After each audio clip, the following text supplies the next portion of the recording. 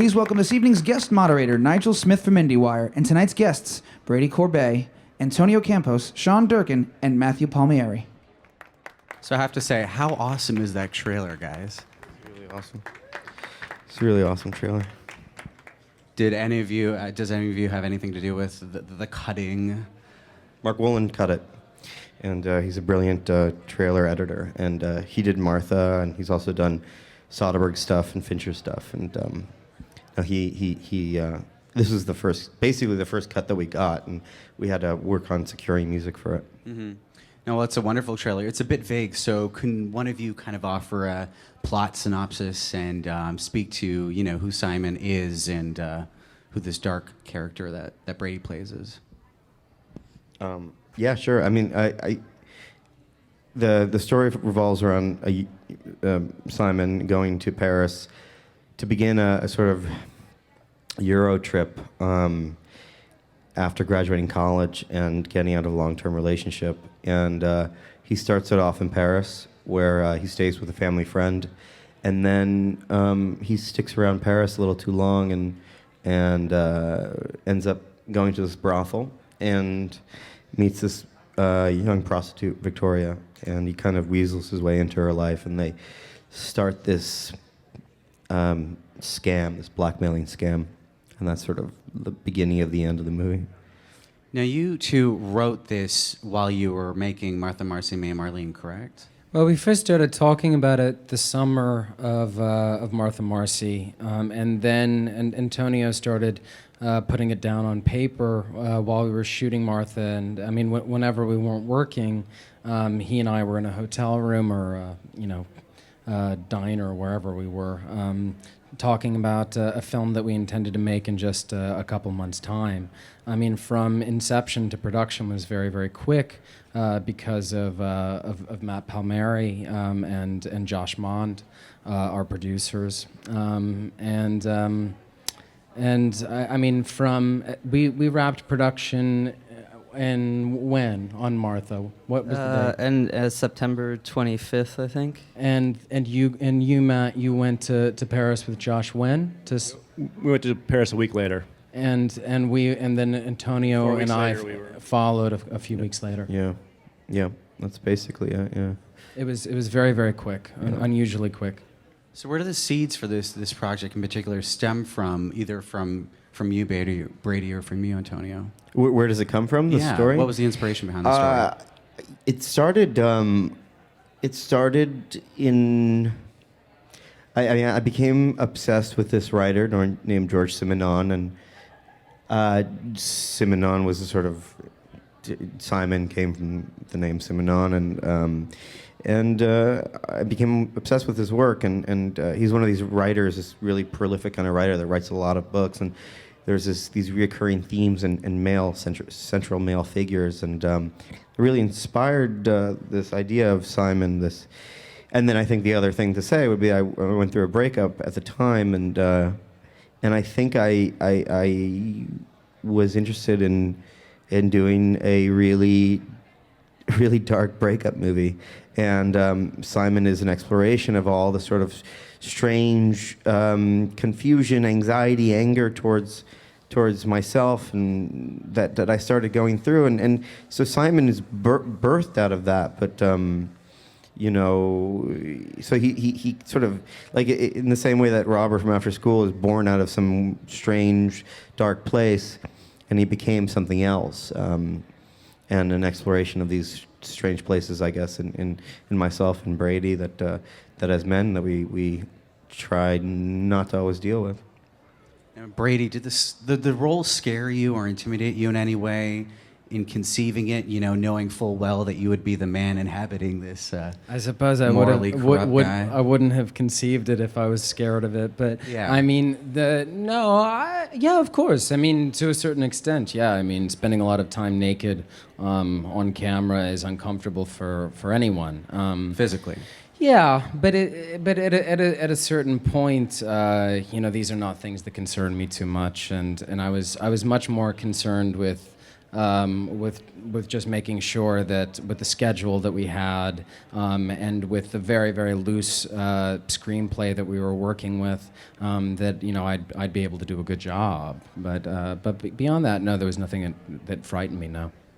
And also, when I've worked with Antonio, Sean, and Josh on several movies now, and they're my best friends. So I mean, it's not I felt like that both my performance and my body were in good hands. So. Could you make this film with filmmakers that you weren't that familiar with?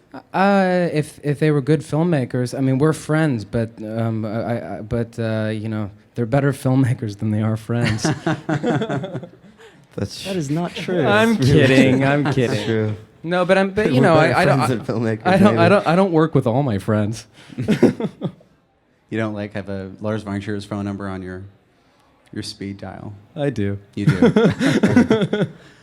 So I interviewed you earlier today. I'm cheating a bit, but you revealed to me that you were actually going through a breakup, right before shooting this film as well. Can you talk a bit about working through that on film for the world to see? Yeah, it was tough. I was really sad, and I was losing somebody in my life that meant a lot to me at the time, and or still does.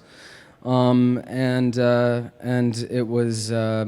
It was a lot to cope with. It would have been a lot to cope with on a film about anything, but considering the subject matter, it hit home, and it was a raw nerve that, for the sake of the film, we tried to leave exposed. Do you think making this film is something you kind of needed at the time? Yeah, I mean, I needed to do something. It was cathartic. Yeah. Yeah, I mean the whole thing unraveled in a very strange way. I mean, there was so much going on at the time back home, and Brady's this thing happened as we were testing the camera, and we had gotten the camera that morning to test it out, and I mean, still looking at that test footage is really haunting because, Brady muscled through as he always does, because he's a professional and he's committed to what he's doing, and it's just, but you were going through something on camera, and then that sort of, continued on. But it was the nice thing about it was that there was a safe. I mean, it felt safe. The whole thing felt safe, and you're amongst friends, and it was very intimate, and so yeah, you could be going through something for real in front of the camera. And in regards to working with people that you're close to, I mean, it's maybe this particular unforeseen situation that would have been harder for me to cope with if I wasn't working with people that I'm so close to. Antonio, I have to ask, did you ever worry of exploiting his heartache to elicit a great performance? No, because it's not. I didn't plan it. Yeah, exactly. It was like I called up his girlfriend and I was like, "Hey, it'd be great to do right before we start shooting. Just FYI, fuck up his life. Yeah, just ruin everything. And come to town and do it. Yeah, and then come visit. That would be really this. It's like this master plan. I mean, I'd be a genius if I was, some evil genius to do that. But no, it was more like, this is going on.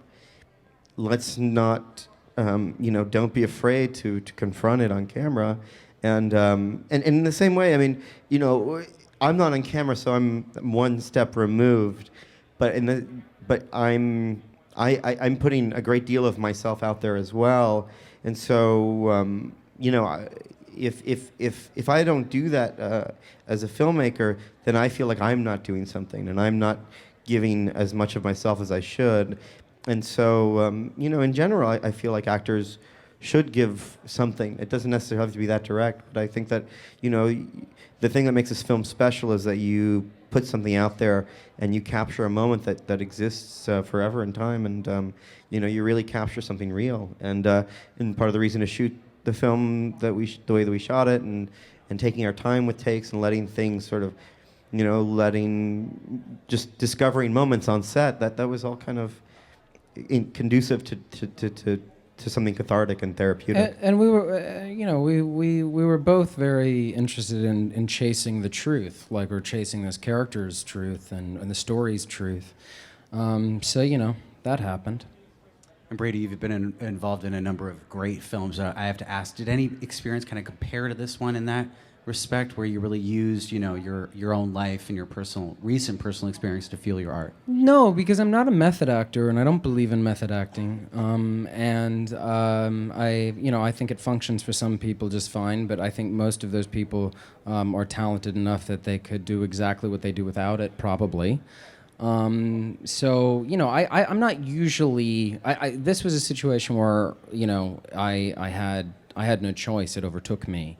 But in general, I would never treat my life in such a cheap fashion as to as to merge my personal life and my professional life to that degree. But there was that cult that you and John Hawk started. That there was that cult that we started for a while on Martha Marcy.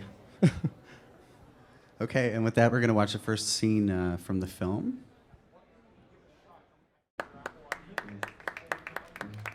I wasn't going to get into this right away, but the scene begs a question about the music in the film, which plays such a pivotal role in trying to get inside Simon's psyche. So, in After School, music didn't play such a huge part in the film. Any it played part. no part. So there's only one reference to it. Yeah. It's So like, why isn't there any music? Why such a heavy focus on soundtrack for this film in particular? I mean, it just felt right, and we didn't do it at all in After School, so sort of said this should be just wall-to-wall music. But it was born out of. Simon is very much of a character of this generation, and the minute we knew he'd have these iPod headphones in, it just we knew that this would be the soundtrack, that this would be the sort of soundscape of the movie with these stings of pop music, and then eventually we started playing with Sonder and Danny, who did the music on To Get to Sleep and Martha, and we came up with a counterpoint to that kind of music. Now, Brady, did you listen to the same music? Did Antonio already know what music he was going to choose? Yeah, we were score the playing. film We with? were constantly playing songs for each other. We were mostly looking at a lot of music that probably had been released within like the last 4 years. I mean, because there was some attention to this being a portrait of a young man right now. There's the film is a little bit of a sign of the times in certain ways in regards to how desensitized this young man is to his environment. He's walking around the Louvre and the Musée d'Orsay, and never taking a moment to take his headphones out. I mean, he's lonely, but he seems to be make a point of not relating to anybody, which is obviously something we do every day on the subway here in New York or whatever. You often hear about how actors use music in order to kind of get into a scene, into a mood. Is that a technique you used, and did you use it on this set? I don't know. I mean, I think I've maybe done that before. I don't really have any techniques. If they do, I'd be lying if I said I'd thought about them too much. Mm-hmm. And Sean, Antonio, do either of you use music on set to instill a mood within your crew actors? No, I sort of believe everyone, has their own way of doing things, and just letting each person do what it is that they do, and be there for however they need you to be there as a director. So some people like to go off and listen to music. Other people like to talk a lot. Other people don't like to talk. It's about doing what's best for that actor. On this last commercial, we were shooting in a nightclub and tried to put music on the stereo. Actually, put the Simon Killer soundtrack on, and people just sort of worked through it. There was really nothing he was doing. I think if you're going to do it, you have to be very specific, and you have to be very. You really have to get everybody to settle in and sort of let it play, and then go into the scene. But But yeah, I've seen it before. Lars von Trier on Melancholia. He played the Wagner piece that ends that film. He played it during the last scene on loudspeakers for the actors. I mean, and there's other people I know that have done it, but that was really, he knew that that's how the film was going to end. He knew he was going to use this piece of music, and so I think it can be very beneficial. I think it can be really interesting. But I've never done it before. would he stop it? He would just play it for a minute or 2 minutes and then stop it. No. They record. I think recorded that, it I think the breathing must. I was only on set for the end of the movie for maybe 45 minutes. The music never stopped during that period of time. But I think with the heavy breathing and stuff that it was just done in ADR. I guess the one thing we have done is when we know what music we're going to have in a scene, we play it live. During the scene? Yeah, during the really? scene. Yeah. Wow. I did that a couple times on something I just did, and you guys did it here, didn't you? We did it in scenes where we danced. Yeah. in the, we in did the nightclub. do it. Yeah, we did do it, and it got us into trouble. But we did do it. Yeah, I mean, because we had a song that we were like, we had gotten. I mean, I'll say it now because whatever. But we had pumped up kicks. That song that. Oh yeah, that one. Yeah. I don't know. All the other kids with your pumped up. Oh kicks. yeah. I know that one. Yeah. There you go. I mean, his rendition. You My didn't rendition, immediately yeah. recognize But it. we had that song on we had this song. Brady had gotten this song, and we had it on. We were listening to it in the We car had a every demo. day on Martha, and like no one had heard it. And then we went to Paris, and we're like, this is the theme song for the film, and we were using it quite a bit, and we had it in the dancing. That was going to be sort of the crucial. Instead of LCD. The spectral display. Instead of spectral display. Yeah, the Instead of LCD was actually LCD. Yeah, We LCD danced. was always a CD, and it took about a year to get. When we finally did get it. And Yeah. it took Great scene. Yeah, I won't give it away. Yeah, but that was LCD, and a spectral display. Someone introduced us to at that same night.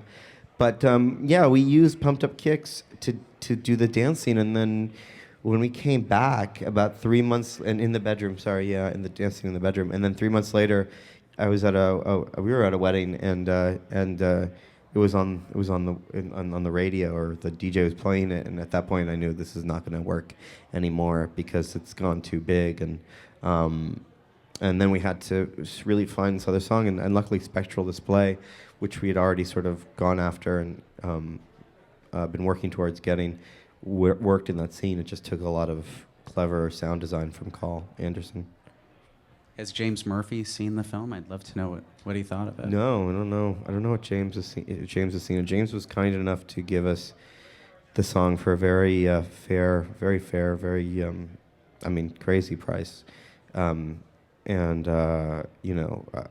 I don't know. James Murphy is a very hard person to pin down. Because I think his film premiered the same year that yours did. The at comedy Sundance.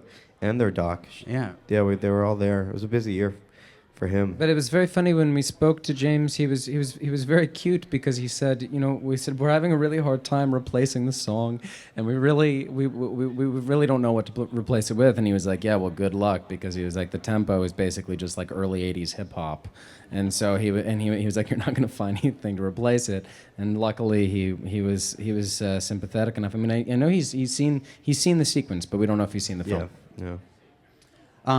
Now, the film's not only set in Paris, but it has this very European tone and sensibility, much like most of the output of Borderline films, including Marcy May Marlene, and After School. Just in its tone, its pacing, its look, its focus on a sole character that's kind of impenetrable in many ways, like Martha and Marcy May Marlene. Lord, that's a tough title.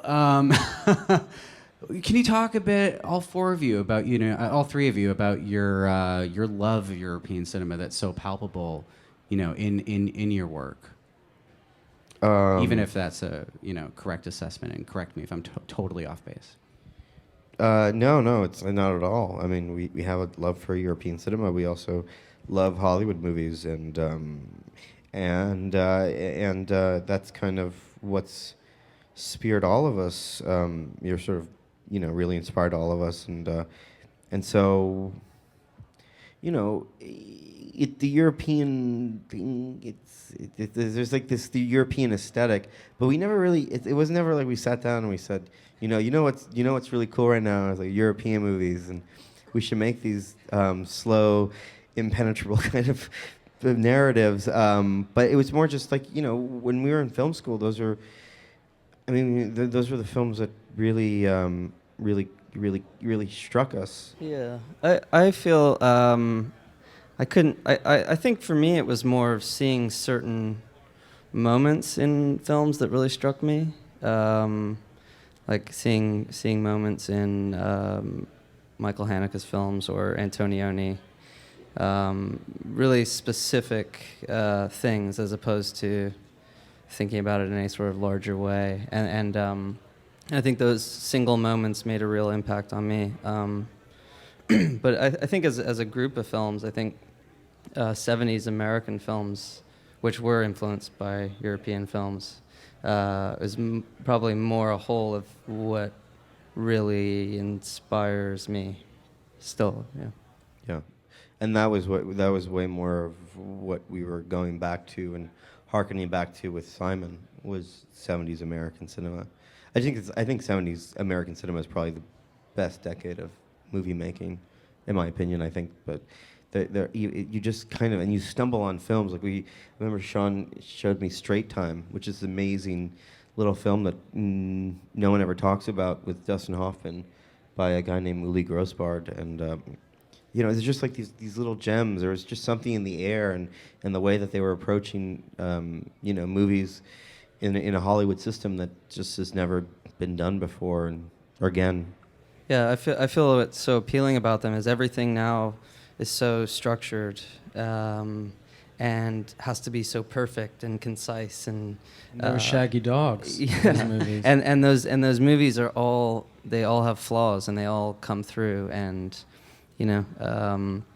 maybe they're not the best, tightest films for that, but they just breathe and don't they don't fall into some category. And they're infinitely more ambitious. I mean, I think that the one thing that all of us have in common is we're interested in making something which is ambitious and radical, and hopefully progressive in some way. And if we fail, at least we failed trying to do something great, as opposed to trying to make something perfect and homogenized and like most things like most movies we see in a year are movies that are made by a committee of people, as opposed to one or two or three.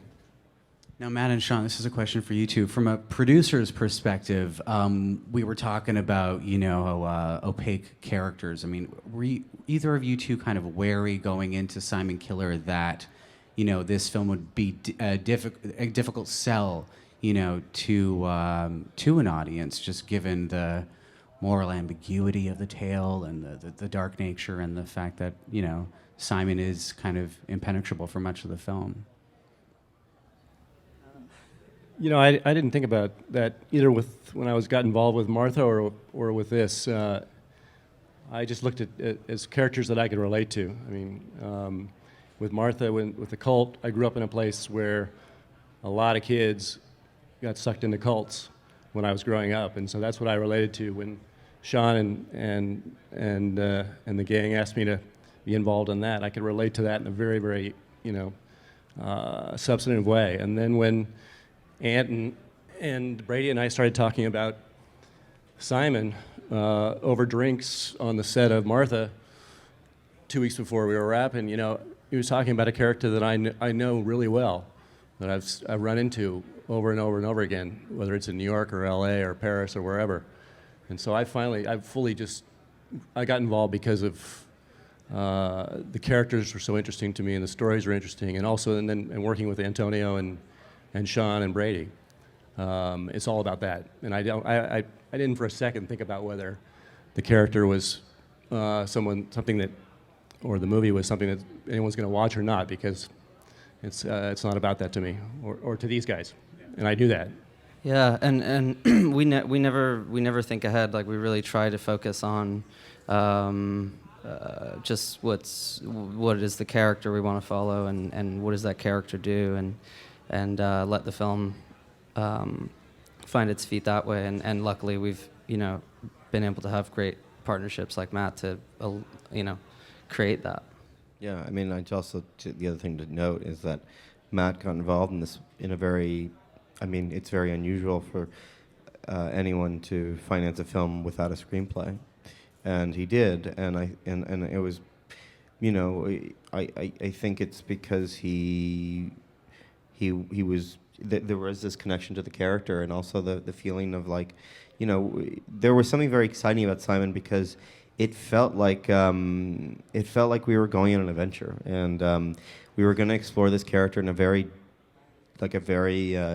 very honest, dark way, and we were going to do it on the streets of Paris. And there was kind of, I don't know, Simon was probably the most draining and exciting process that I went through, and after it, I remember going onto a commercial set, and it felt like a breeze, because there's nothing scarier than going onto a set every morning and sometimes showing up with pages written in a notebook, and every day I knew there was what we had to get, but sometimes the path to it was just every day was this kind of new challenge, and every night was a process of reviewing and reflecting and figuring out what we're going to do the next day, and it moved very smoothly, considering what the foundation of the project was. But it's because we all believe in what we're doing, and we all have a very strong sense of the kind of cinema we want to make. And we speak the same language. I mean, all of us.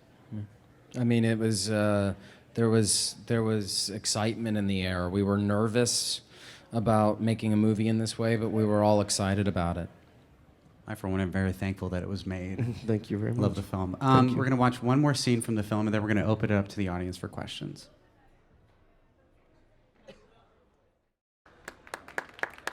That's my favorite dramatic pause in all of cinema.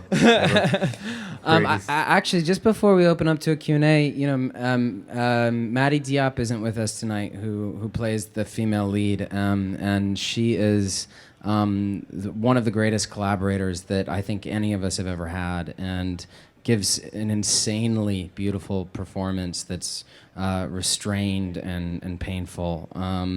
And I just wanted to acknowledge her, because she should be here with us. Yes, This is only her second film, right? Her second film as an actress, and 500 shots around. She had a short film retrospective. She's a director as well, and she's an amazing director. And I mean, this film wouldn't have been the same without her. I mean, she kind of was a godsend. Yeah, she blessed us. Also, the other thing to note about that scene, if you thought he was acting weird, he's doing a lot of cocaine in that scene. Oh, really? I think it's contextually, you kind of need to know that he's. That's not method act. That's not method act. That's baby powder or whatever. There's a very clever thing that he devised. The guy rolled up a dollar bill and he put cotton in there, and so the fake powder that they would get sucked up, but the cotton would absorb it. Because you always see in movies, people when they do cocaine scenes, they're either doing vitamin B or they're this crazy trick with such a brilliant That's trick. what they did on Spring Breakers. Spring Breakers? Yeah. A Was lot of the vitamin B. vitamin B? That's what they said. That's why they're all looking so good.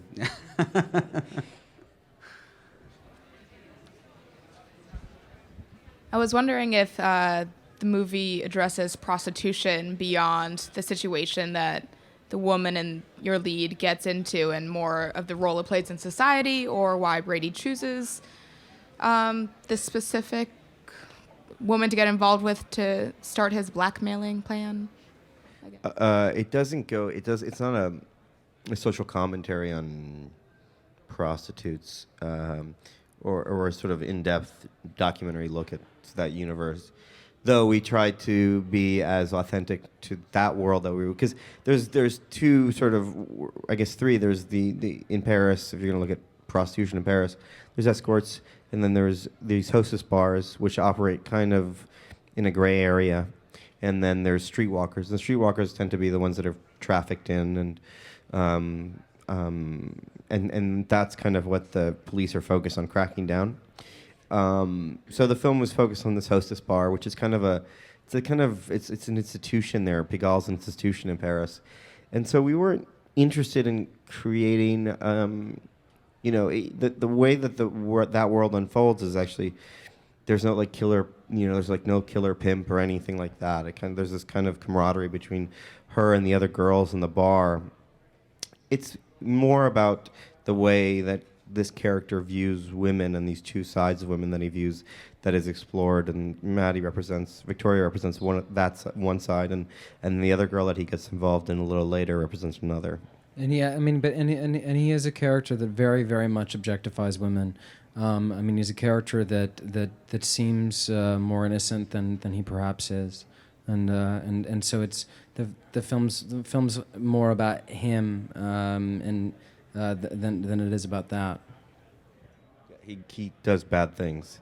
These clips and sort of he does a lot of bad things eventually. It is called Simon Killer. Simon Killer, yeah. Killer. The title. Did you have another question? Oh, here we go. Follow up. I was just thinking it seemed that based off that clip, he was trying to, make her feel bad for the profession that she chose to be in, at the same time exploiting said profession to make himself money. So it's very much just exactly. like, That's what exactly you're right. doing is wrong, but now that you know that, let's make some money. But you should feel really bad about doing that. Exactly, and the whole film is about that kind of manipulation. I mean, it's that's what the whole movie's about. Yeah, I mean, he in the beginning of that scene, he asks, basically asks, "Do you like what you do?" which is the silliest question to ask someone who's in that world and that profession, and she gives a very blunt answer, which is, sometimes people don't do what they like, but what they have to, which was an answer that we heard many times when we were talking to people in that world as we did research for the film. Hey guys, you mentioned music being one way that you called out that this character was very of this moment. What other themes did you explore? What other ways did you say this is a man of today?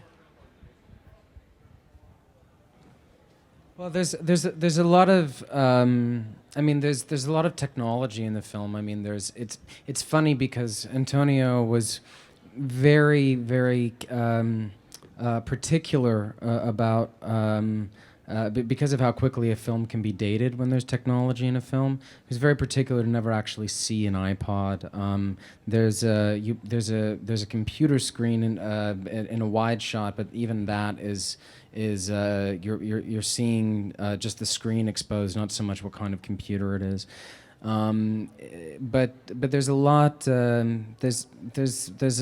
There's quite a bit in the film, even in regards to there's text messages at some point. Is there text messages? No, maybe there's not. Excuse me. The email is a device through which we find out about Simon's ex-girlfriend and past. the way, in his past. And the way that he edits his there's these voiceovers throughout the film, these emails back to his ex-girlfriend and also to his mother.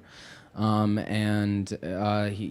stops himself in the middle of these sort of monologues or these letters, and then and starts over, and through this process, after it happens a few times in the film, you realize the way that he's editing his language. So it's like love, best, warmest Simon.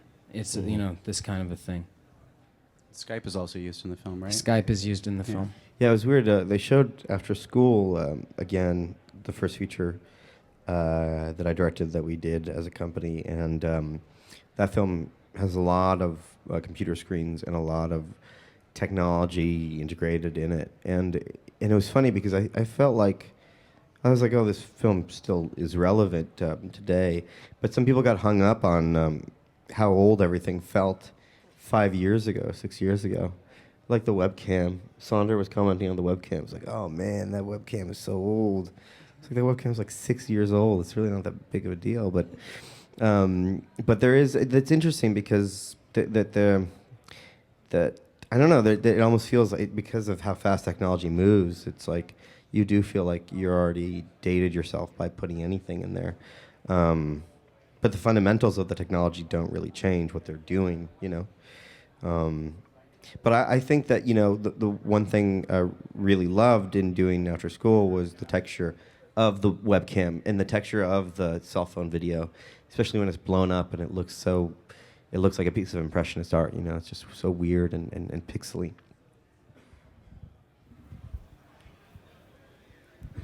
Hi, I kind of can't get over the outline part, and I think that's so cool. I'm currently a freshman at NYU studying film, and they keep on structure, writing. So I'm just wondering if going to film school affected your attitude and your desire to go in that way. Yeah, we went to NYU.